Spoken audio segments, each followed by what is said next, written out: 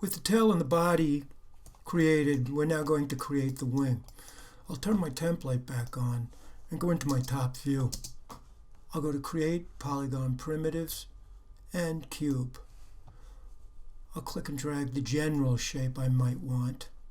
And then in my perspective view, I'll assign the thickness.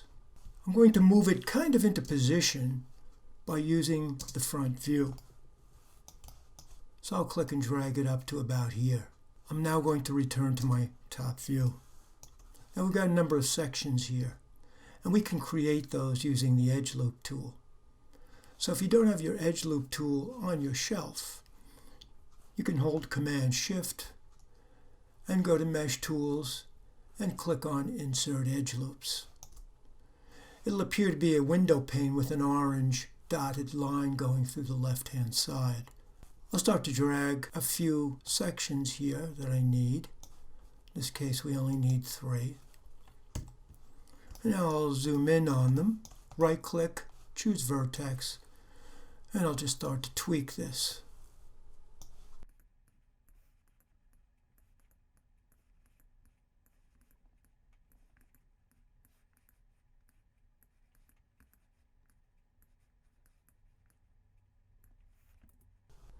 In my perspective view, I'll go to my object mode, turn off the template for a moment.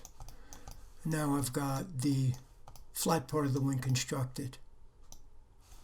Next, if we look at what else is comprised of it, you'll see there's a cylinder and a sphere.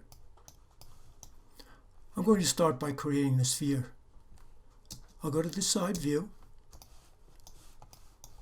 Holding down my space bar, I'll go to Create, Polygon Primitives, Sphere, and I'll click and drag the general scale of the shape that I need.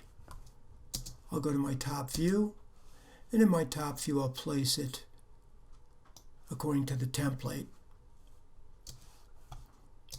I'll go to the front view and line it up with the wing geometry as well. Now all we need to do is create a cylinder. Now to introduce it in the orientation we want, we would want to go into our side view.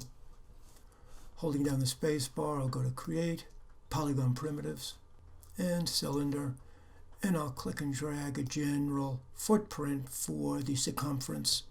Return to my perspective view, hit 4 on the keyboard, and I'll drag it out to give it some length. With my Move tool, I'll drag it out from inside the body and roughly place it into position. Now I'll turn off my template. Hitting 5 on the keyboard, I have a better idea of my geometry.